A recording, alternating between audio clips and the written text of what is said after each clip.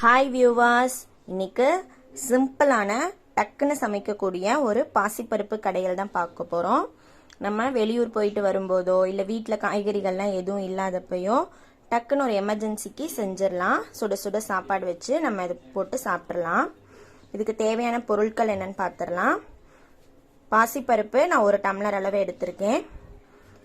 ஒரு 10-15 சின்ன வெங்காயம் 2 வெட்டி வச்சுக்கோங்க. 3 தக்காளி கட் பண்ணிக்கலாம். 2 வரமிளகா, தாளிக்கிறதுக்கு தேவையான கடுகு, ஜீரகம், வெந்தயம். நெய்யில் பருப்பு தாளிச்சோம்னா நல்லா டேஸ்ட்டாக இருக்கும். அதுக்காக கொஞ்சமாக நெய், பெருங்காயம், உப்பு, சாம்பார் பொடி, கொஞ்சோண்டு கருவேப்பிலை. அவ்வளோதான் தேவையான பொருட்கள். இப்போ இந்த பருப்பை நல்லா 2-3 வாட்டி வாஷ் பண்ணிவிட்டு அடுப்பில் வைக்கலாம். அடுப்பில் வச்சாச்சுங்க. 1 டம்ளர் அளவு தண்ணி ஊற்றி வச்சிருக்கேன். அதில் கொஞ்சமாக மஞ்சத்தூள் போட்டுக்கலாம், சொல்ல மறந்துட்டேன். இப்போ இது நல்லா வேகட்டும். வெங்காயம் தக்காளி எல்லாம் நம்ம கடைசியாக தான் வதக்கி கொட்ட போகிறோம். நல்லா வேகட்டும். பருப்பு நல்லா வெந்துருச்சு, குழஞ்சு. அவ்வளோதான். இந்த ஸ்டேஜில் நம்ம ஆஃப் பண்ணிக்கலாம். இந்த பருப்பை நீங்கள் குக்கரில் போட்டு கூட விசில் விட்டுக்கலாம். நான் இன்னைக்கு இப்படி பண்ணியிருக்கேன். நெக்ஸ்ட்டு தாளிப்பு போட்டுக்கலாம்.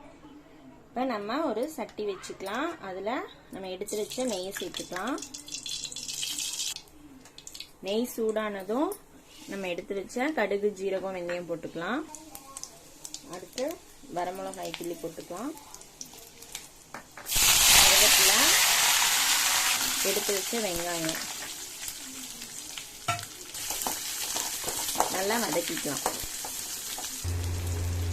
வெங்காயம் நல்லா வதங்கிடுச்சு. இப்போ நம்ம எடுத்து வச்ச பெருங்காயத்தை சேர்த்துக்கலாம். அடுத்து தக்காளி போட்டு நல்லா வதக்கிக்கலாம். ஃபைனலா உப்பும் சாம்பார் பொடியும் போட்டு நல்லா வதக்கிட்டு அடுப்பை ஆஃப் பண்ணிட்டு அந்த பருப்போட நம்ம சேர்த்துக்கலாம். வதக்கி வச்சதை நம்ம அந்த பருப்போட சேர்த்து நல்லா கிளறி விட்டு, உங்களுக்கு இன்னும் கொஞ்சம் தண்ணி வேணும்னா தண்ணி சேர்த்துக்கலாம். ஒரு கொதி வந்தா போதும். நம்மளோட அவசர பருப்பு ரெடி. அவ்வளவுதான். நல்ல ஒரு கொதி வந்துருச்சு. இப்ப நம்ம அடுப்பை நிறுத்திடலாம். இப்ப இது நல்லா சாதத்துக்கும் தோசைக்கும் ஆகுற மாதிரி நான் கொஞ்சம் தண்ணியா தான் வச்சிருக்கேன். தோசைக்கு ஊற்றி சாப்பிட்டாலும் நல்லா டேஸ்டா இருக்கும். ஃபைனலா கொத்தமல்லி இலை தூவி இறக்கிடலாம். வாங்க சாப்பிடலாம்.